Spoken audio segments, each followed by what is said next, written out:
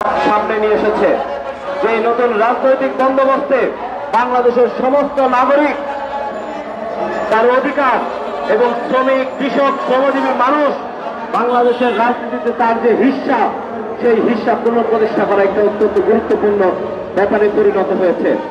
আমরা যদি শ্রমিক, কৃষকের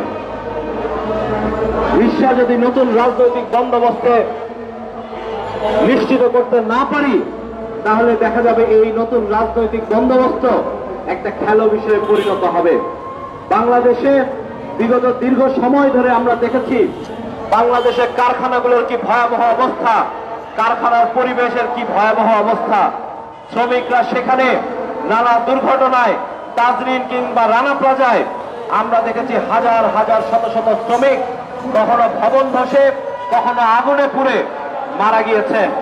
এবং সেই সময়গুলোতে সরকার কার্যত খুবই সামান্য পরিমাণে ক্ষতিপূরণ দিয়ে তার দায় শেষ করেছেন। বাংলাদেশে নতুন